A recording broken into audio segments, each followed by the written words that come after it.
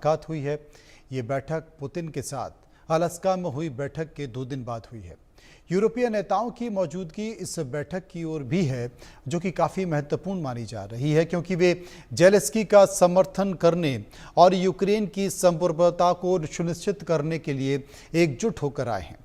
White house में पिछली दफा अमेरिकी राष्ट्रपति ट्रंप और यूक्रेन के प्रेसिडेंट जेलेंस्की की हॉट टॉक सभी ने देखी है। आपको याद भी होगा, एक बार फिर ऐसी ही बहस के लिए व्हाइट हाउस में स्टेज तैयार है, लेकिन प्रेसिडेंट जेलेंस्की इस बार बातचीत की टेबल पर ट्रंप के सामने अकेले नहीं थे। इस बार जेलेंस्की की पैरवी के लिए British PM Keir Starmer, France के राष्ट्रपति एमेनुअल मैक्रो, इटली की प्रधानमंत्री जॉर्जिया मेलोनी और जर्मन चांसलर फ्रेडरिक मर्ज भी साथ मौजूद रहे। अमेरिका पहुंचने वालों में फिनलैंड के राष्ट्रपति अलेक्जेंडर स्टब और यूरोपीय आयोग के अध्यक्ष उर्सुला वॉन डेर लेन भी शामिल रहे।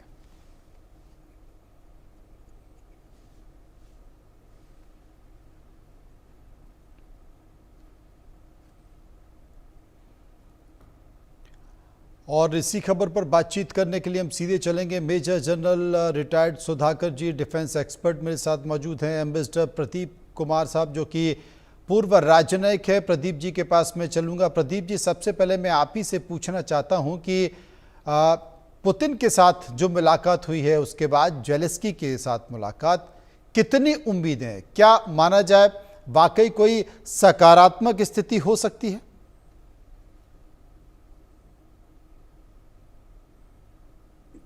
अब सुनाई दे रहा है? जी जी, सुनाई दे रहा है। तो कुछ नतीजा निकलना इस समय पे मुश्किल है, क्योंकि जो मेन डिफिकल्टी आ रही है पूरे डिस्कशंस में और मीटिंग्स में, वो है कि जब तक जेलेंस्की पावर में है यूक्रेन में, सबसे डिफिकल्ट जो चीज रहेगी पूरी दुनिया के लिए और अमेरिका के लिए और यूरोप के लिए, कोई शांति समझौता होना नामुमकिन है। कि अमेरिका ने जेलेंस्की को वहाँ का जो राष्ट्रपति बनाया है उसकी सपोर्ट से, और उसके पहले भी जो राष्ट्रपति बने थे वो भी अमेरिका की सहायता से बने थे, क्योंकि जो डेमोक्रेटिकली इलेक्टेड प्रेसिडेंट थे यूक्रेन के 2014 तक, उनको $5 बिलियन खर्चा करके, राशि लगा के CIA ने उसको गिरवाया था। उसके बाद जो भी प्रेसिडेंट बने हैं वो अमेरिकन सपोर्टर्स हैं, यूएस को सपोर्ट करते हैं और यूएस की बात। जी,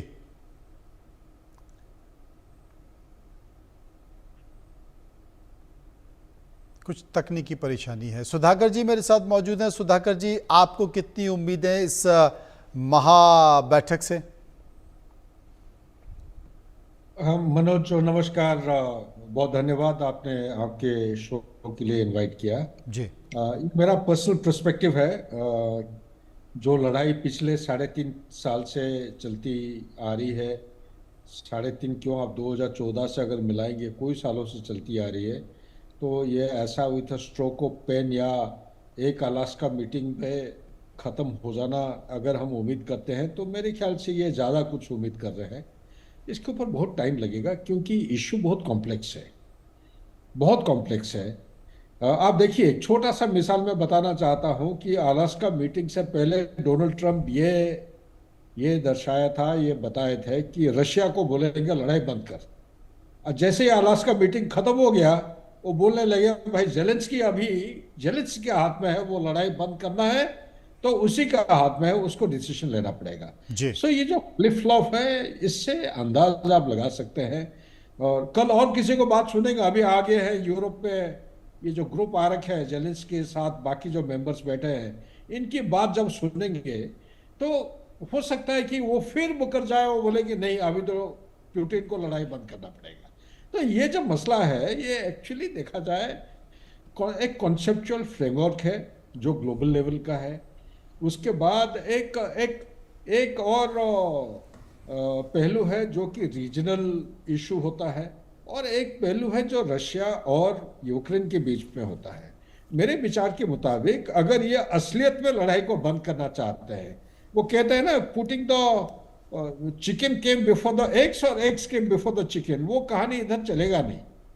ये कहानी चलेगा जो एक लाइफ साइकिल कॉन्सेप्ट होता है। लाइफ साइकिल कॉन्सेप्ट है क्या है, फौजी दस्तूर के मुताबिक जो जहां पे है लड़ाई बिल्कुल फ्रीज होना चाहिए, नो गोलाबारी, नो बंदूक, नथिंग। ये पहला कदम होना चाहिए। उसको आप सीज फायर बोलिए या जो भी कुछ बोलिए। आप सीज फायर विचार के साथ गए थे, लेकिन वो घूम के पुतिन की बात सुन के वो पीस डील कह रहे हैं, उनकी बात भी सही है। आप सिर्फ सीज फायर के पास क्यों रोकते हैं? उनका काउंटर आर्गुमेंट है आप सीज फायर कर लेंगे, उसको तोड़ते रहेंगे तो दोनों पार्टी। आप ओवरऑल एक आर्किटेक्चर बनाइए। उनका ये कहना है कि जो पीस डील, आप पीस डील कितने बनाए, जैसे एक मकान में आग लग जाती है, आप क्या सिर्फ आग बुझाने के बाद सामान निकालते हैं एक एक करके, या साथ साथ कंकरेंटली कुछ चलता है? तो मेरे विचार के मुताबिक चंद एक हरकत जो है वो साथ साथ चलना चाहिए। सीज फायर सबसे पहला कदम है। जैसे हिंदुस्तान पाकिस्तान के बीच में as is where is basis line of control खींचा गया था, वो होना चाहिए।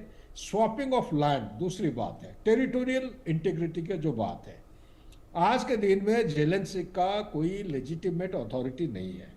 इनका प्रेसिडेंटशिप ये मई 2024 को टेन्योर पूरा हुआ, 2019 को इलेक्ट हुए थे और 5 साल मई में खत्म हुआ था। अभी जो है उन्होंने इलेक्शन करने के लिए इजाजत नहीं दिया है।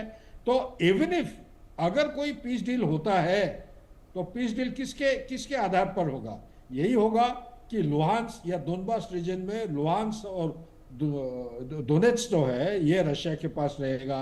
खेरोसन और जो जापोरिजिया है ये जाएगा किसके पास? यूक्रेन के पास। क्रीमिया को टच नहीं करेंगे। ये जो चीजें हैं ये एक प्रेसिडेंट के हाथ में नहीं होता है। इनका प्रेसिडेंशियल डेमोक्रेसी है। लेजिस्लेचर को वोटिंग यस और नो मेजोरिटी होना चाहिए, 3/4 मेजोरिटी रेटिफिकेशन, तब जाके इसमें आगे बढ़ सकते हैं। ये सारे बहुत गंभीर और काफी गहरा चीज है। लेकिन सुधाकर जी अगर देखा जाए तो जेलेंस्की को ट्रंप पर या अमेरिका पर भी भरोसा नहीं है, क्योंकि पहले भी उसके साथ कुछ इस तरह का हो चुका है कि उससे जो कमिट किया गया, वादे किए गए, जिसे पूरा नहीं किया गया। इसीलिए जेलेंस्की चाहते थे कि यूरोपीय देशों के नेता उनके साथ मौजूद रहें, उनके साथ बातचीत में उपस्थित रहें। कम से कम जो शिखर सम्मेलन में उपस्थित नहीं थे वो यहां पर रहें और वो गारंटी लें कि जो उनके साथ वादा किया जा रहा है वो पूरा किया जाएगा। हाँ मनोज, अगर ये सवाल मेरे लिए आप जी, आप ही के लिए। हाँ देखिए, ये बहुत सारे मसले जुड़े हुए हैं। सिक्योरिटी गारंटी क्या 1994 में जब इन्होंने साइन किया था एग्रीमेंट, न्यूक्लियर हथियार और कमांड अथॉरिटी जब रशिया को हैंडओवर किया उन्होंने, तो उस समय सिक्योरिटी गारंटी नहीं था क्या? यही रशिया, यही यूके, यही यूएसए, ये तीनों ने साइन किए हैं सिक्योरिटी। उसके बाद 3-4 और एग्रीमेंट साइन हुए हैं। इसके बावजूद भी रशिया अनाउंस करके, ये नहीं कि मैं रशिया के खिलाफ कह रहा हूं, रशिया को एक कोने में डाल के उसको ऐसा प्रोवोक किया गया है, उसके मजबूरन उसके पास कोई रास्ता ही नहीं था, वो वही करना पड़ा जो उसने किया है। सो बेसिकली मैं सिक्योरिटी गारंटी के बारे में बता रहा हूं। क्या ये गारंटी कितने एश्योर्ड है आज के दिन में? क्या कोई देश बूट्स ऑन ग्राउंड के साथ? सो कहना, मैं निचोड़ यही कहना चाहता हूं ना, अमेरिका अगर करना चाहता है तो अमेरिका का जो डीप स्टेट है ये डोनाल्ड ट्रंप के हाथ में नहीं है। डोनाल्ड ट्रंप बहुत अच्छे अच्छे विचारों के साथ ये लड़ाई को बंद करना चाह रहे हैं। मैं भी कह रहा हूं ये mindless conflict must come to an end, लेकिन इसको ऐड करना इतना आसान नहीं है। जिस लड़ाई को बढ़ाने के लिए धीरे धीरे चोरी छुपा के उनके जो डीप स्टेट बढ़ाते गया, नहीं तो 2022 अप्रैल में आपको याद होगा मनोज, ब्रिटिश के जो प्राइम मिनिस्टर हैं ब्रॉनसन साहब जो आए थे, जॉनसन साहब, वो भाग के आए थे जेलेंस्की को यही बताने के लिए। तब पीस डील हो गया था, बाय द वे साइन होने जा रहा था कि कहां पे? इस्तांबुल में। रशिया और यूक्रेन के बीच में पीस एग्रीमेंट हो गया था। अगर उस समय साइन हो जाता तो ये 20% अभी जो कैप्चर करके ये नेगोशिएट करने जा रहे हैं, ये नौबत नहीं आती।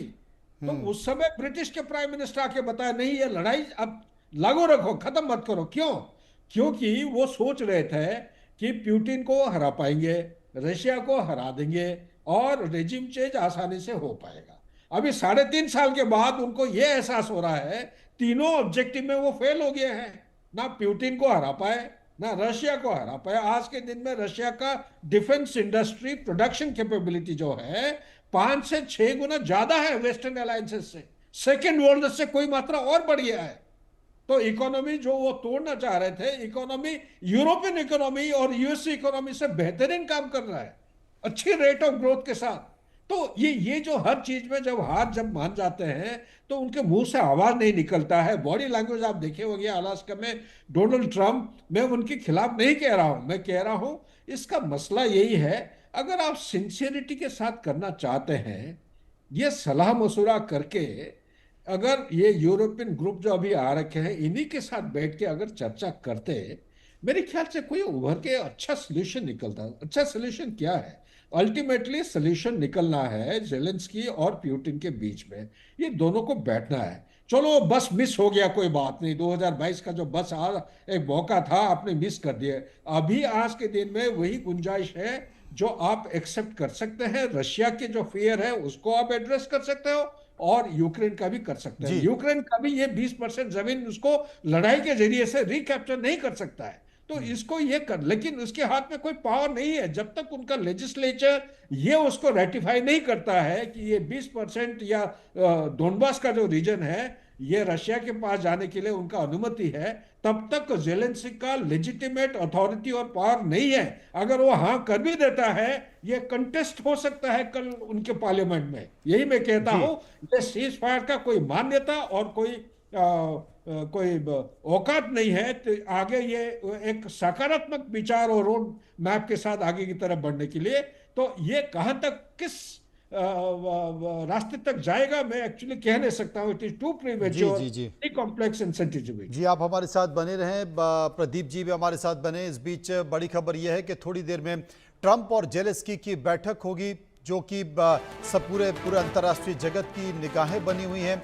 व्हाइट हाउस में ट्रंप जेलेंस्की की बैठक, और बैठक से पहले जेलेंस्की का बयान आया है कि हमारा मुख्य उद्देश्य ये है कि स्थायी शांति का कोई समाधान निकाला जाए। युद्ध रोकने के लिए रूस पर दबाव जरूरी है। अमेरिका, यूरोप रूस पर दबाव बनाए, ये बात किसी और ने नहीं बल्कि जेलेंस्की ने कही है। मेरे साथ प्रदीप जी मौजूद हैं। प्रदीप जी, जेलेंस्की ने जो कहा है बैठक के पहले वो मैंने आपको बता दिया, लेकिन जो यूरोपीय नेताओं को इस बैठक में शामिल किया जाए उसके पीछे की रणनीति क्या है और क्या वाकई वो असर कर पाएगी? ऐसा है कि जो अभी स्थिति है वो यूक्रेन के लिए बहुत ही गंभीर है, बहुत ही नाजुक है और बहुत ही रिस्की है, बहुत ही खतरनाक है उसके फ्यूचर के लिए। जी अगर आप वो देश को देखें, जो इंफ्रास्ट्रक्चर की हालत है इस समय पे डिस्ट्रॉयड है। आप अगर तस्वीरों को देखें, सारी बिल्डिंगें खंडर बन गई हैं, बहुत सारे गांव खाली हो गए हैं, बहुत सारे शहर की आबादी बहुत कम हो गई है, इलेक्ट्रिसिटी का सारा इंफ्रास्ट्रक्चर डैमेज हो गया, ट्रांसपोर्ट का इंफ्रास्ट्रक्चर डैमेज हो गया। अगर आप उस हिसाब से सोचें, डीपॉपुलेशन हो गया है। अब क्या लाइफ आप लीड कर सकते हैं ऐसी स्थिति में? बच्चे स्कूल में नहीं जा सकते पढ़ने के लिए। सारा जो आबादी है यूक्रेन की बाकी यूरोपीय देशों में और बाकी दुनिया में रेफ्यूजी स्टेटस बन के घूम रही है, ढूंढ रही है, अपना रीएस्टैब्लिश करने की कोशिश कर रही है। कोई उनके पास मिडिल एज पॉपुलेशन बचा नहीं है जो आर्मी में वो रिक्रूट कर सकें। अब वो उम्र बढ़ा रहे हैं, बूढ़ों की तरफ चल रहे हैं और ज़्यादा यूथ की तरफ चल रहे हैं जो काबिल भी नहीं है आर्मी में ज्वाइन करने के लिए, उनको अब कॉन्स्क्रिप्ट बनाने की कोशिश कर रहे हैं। तो आपने पूरा देश का भविष्य एकदम एक तरह से खत्म कर दिया है। तो ऐसे आदमी को सपोर्ट करते जाना, यूरोप को, अमेरिका को तो अब थोड़ी बहुत होश आ गई है कि जो डीप स्टेट था यहाँ पर, जिसने ये वॉर छिड़वाई थी जबरदस्ती से, जो मिलिट्री इंडस्ट्रियल कॉम्प्लेक्स था यहाँ का, जिनको दिखाई दिया कि बहुत ज़्यादा फायदा होगा हमें, बहुत ज़्यादा प्रॉफिट होगा, बहुत ज़्यादा नफा होगा अगर ये वॉर चलती रही। हमारा सारा जो पुराना स्टॉक पाइल्स है वो यूज अप हो जाएगा, हमारे जो नए वेपनरी है उसकी टेस्टिंग हो जाएगी और हमको बहुत बड़े बड़े कॉन्ट्रैक्ट्स मिलेंगे। तो उनके तो स्टॉक्स और शेयर्स बहुत बढ़ते रहे। अब प्रोसेस में उन्होंने सैंक्शंस भी लगाए रशिया को। सैंक्शंस का जो डैमेज हुआ वो कितना रशिया को हुआ और कितना यूरोप को हुआ और कितना अमेरिका को हुआ, जब इसकी एनालिसिस होगी साल बाद, 2 साल बाद, 5 साल बाद, तो उसमें ये दिखाई देगा कि रशिया को तो हुआ, डैमेज हुआ, उसमें कोई मना नहीं कर सकता। बट जितना डैमेज यूरोप की इकोनॉमीज को हुआ है, जितना डैमेज यूएस की इकोनॉमी को होने वाला है, वो रशिया से काफी ज्यादा होगा। अब दुनिया की स्थिति में अगर वेस्टर्न कंट्रीज एक तरफ हो और रशिया चाइना के साथ मिलके एक तरफ हो और भारत अगर न्यूट्रल रहे, तो रशिया और चाइना का जो मिलिट्री, और इस वक्त सीधी तस्वीरें आ रही हैं। मैं आपको बता दूं कि राष्ट्रपति जेलेंस्की व्हाइट हाउस पहुंच चुके हैं। यूक्रेन के राष्ट्रपति जेलेंस्की व्हाइट हाउस पहुंच चुके हैं। रूस यूक्रेन जंग रोकने पर चर्चा होगी। राष्ट्रपति जेलेंस्की व्हाइट हाउस पहुंचे हैं और व्हाइट हाउस में ट्रंप के साथ बैठक होनी है। जो बैठक होनी है उसमें खास बात यह है कि यूक्रेन के राष्ट्रपति जेलेंस्की ने यूरोपीय नेताओं को शामिल करने के महत्व को दोहराया था पहले भी, जो कि शिखर सम्मेलन में उपस्थित नहीं थे। उन्होंने कहा था कि यह महत्वपूर्ण है कि अमेरिका के साथ विश्वसनीय सुरक्षा गारंटी सुनिश्चित करने के लिए यूरोपीय देशों को हर स्तर पर शामिल किया जाए। और इस बार इस बैठक में व्हाइट हाउस में जेलेंस्की के साथ साथ यूरोपीय देशों के नेता भी पहुंचे हुए हैं, वो भी साथ में मौजूद होंगे। पिछली बार जब राष्ट्रपति जेलेंस्की और राष्ट्रपति ट्रंप मौजूद थे तो तनाव की स्थिति हो गई थी, दोनों के बीच बहस हो गई थी। प्रदीप साहब, यूरोपीय नेताओं के होने के चलते कम से कम ये तो नहीं होगा इस बार।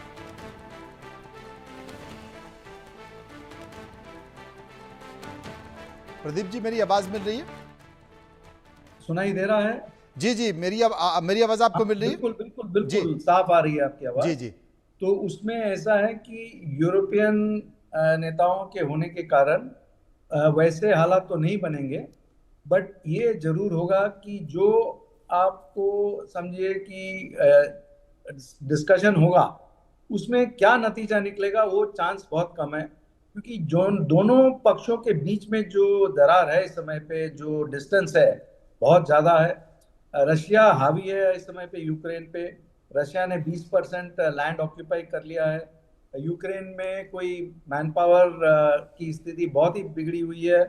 तो जो अभी स्थिति है उस हिसाब से अगर अमेरिका यूरोपियन देशों को कह सके कि हमको अब नया नेता चाहिए जो पीस की तरफ आगे बढ़ सके और जो यूक्रेन के फ्यूचर को समझ सके, क्योंकि जो पहले अमेरिका धक्का दे रहा था यूक्रेन को वॉर की तरफ, और जैसे जनरल साहब ने भी कहा, बोरिस जॉनसन को लंदन से भिजवाया गया मार्च में 2023 में वॉर छिड़ने से पहले कि आप जाके 2022 की आप जाके बात करिए, जेलेंस्की को समझाइए कि वो ये एग्रीमेंट नहीं कर सकता, वो रशिया को ये नहीं कह सकता कि हम नाटो नहीं ज्वाइन करेंगे। वो सब कुछ जेलेंस्की ने साइन कर लिया था डॉक्यूमेंट। उस टाइम पे बोरिस जॉनसन ने उसको एकदम रोक दिया बाइडेन के कहने पे। तो बाकी भी जो थे, मैक्रोन थे और जो जर्मन के चांसलर थे, वो सब आए यहाँ पर वॉशिंगटन में, मिले बाइडेन को, और उन्होंने सबने समझाने की कोशिश की कि जो पुतिन के डिमांड्स हैं वो ABCD हैं और हमें मान लेने चाहिए। तो बाइडेन ने कुछ ज्यादा ही स्ट्रॉन्ग लैंग्वेज यूज की और उसने जो कहा वो बाहर पब्लिक डोमेन में नहीं है, बट काफी गलत वर्ड्स भी इस्तेमाल किए। सिमिलरली जब उस टाइम पे याकुनोविच को उन्होंने गिराना था 2014 में, तो $5 बिलियन की राशि लेके विक्टोरिया न्यूलैंड गए थे वहां पर, और जेफरी पायट थे वहां पर एम्बेसडर यूक्रेन के, जिनको मैं अच्छी तरह जानता हूँ, जिसके साथ हमने बहुत काम किया जब वो दिल्ली में थे अमेरिकन एम्बेसी में। तो वो फिर एम्बेसडर बने थे यूक्रेन में। तो जेफरी पायट ने विक्टोरिया न्यूलैंड को कहा कि हमको पलटाव करने से पहले यहाँ पर अगर रेजिम चेंज करना है यूक्रेन में, क्योंकि यूरोप में है यूक्रेन, यूक्रेन में, रशिया यूरोप में है, हमको अपने जो यूरोपियन साथी हैं, जो अलाइज हैं, उनसे हमको बातचीत कर लेनी चाहिए, उनको बता देना चाहिए कि हम यहाँ पर रेजिम चेंज करने वाले हैं। पब्लिक डिमॉन्स्ट्रेशंस करवाए उन्होंने, बहुत वायलेंट डिमॉन्स्ट्रेशंस करवाए गवर्नमेंट के खिलाफ, स्टूडेंट्स को सड़क पे लाए। $5 बिलियन बहुत बड़ी राशि होती। तो विक्टोरिया न्यूलैंड ने बहुत गलत वर्ड्स का इस्तेमाल किया जब जेफरी पायट ने कहा कि यूरोपियन देशों को हमको कंसल्ट करना चाहिए, उनको बताना चाहिए तो उन्होंने कहा कि tell them to F off, तो we don't have to worry about them, हमको उनकी फिक्र नहीं करनी है, उनको जाने दीजिए, आप भूल जाइए उनके बारे में।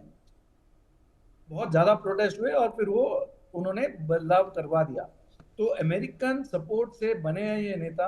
अब अमेरिका को समझ आ गई है, better than the deep state, better than the military industrial complex, कि ज्यादा नुकसान दुनिया भर में किसको हो रहा है, अमेरिका को हो रहा है, यूरोप को हो रहा है, और यूक्रेन को तो हो गया है बहुत जबरदस्त नुकसान। तो अब अमेरिका को एक समझाना, यूरोप को, कि अब इसका समय आ चुका है, जेलेंस्की को अब छोड़ना पड़ेगा ये, और कोई नया नेता चाहिए जो बात कर सके पीस के बारे में, क्योंकि जेलेंस्की के दिमाग में बिल्कुल 1% चांस नहीं है कि ये पीस के बारे में आगे बढ़े। तो मेरी ये राय है। थैंक यू, धन्यवाद। सुधाकर जी हमारे साथ मौजूद हैं। सुधाकर जी, जैसा कि प्रदीप साहब भी बता रहे हैं कि 20% हिस्से पे कब्जा कर लिया गया है यूक्रेन के, तो क्या इतनी आसानी से जेलेंस्की उस 20% हिस्से को छोड़ देंगे? क्योंकि वो मना कर चुके हैं कि हम अपनी ज़मीन वापस लेकर रहेंगे, और रशिया कह रहा है कि वो ज़मीन छोड़ेगा नहीं। वो देखिए मनोज, बिल्कुल आप बहुत बुनियादी चीज को आपने उठाया है। कौन सा देश करेगा आप बताइए, जो देश का एक एक बोलते हैं ना सेल्फ एस्टीम, एक आत्म इज्जत होता है। कोई देश है आज के दिन में विश्व में जो टेरिटोरियल इंटीग्रिटी को कॉम्प्रोमाइज करने के लिए तैयार होगा इस ऐसा हालत में, जो अपना सोवरेनिटी को कॉम्प्रोमाइज करने के लिए तैयार होगा? सो दो मुद्दे आठ हैं, अब वो उठ रहे हैं। दो मुद्दे क्या है विश्व के सामने जो बड़ी सवाल है आज के दिन में? शायद क्या कोई चैनल में ये डिस्कशन नहीं कर रहे हैं, जबकि आपने सवाल उठाया, मैं बताना चाहता हूं। सबसे पहला चीज है टेरिटोरियल इंटीग्रिटी।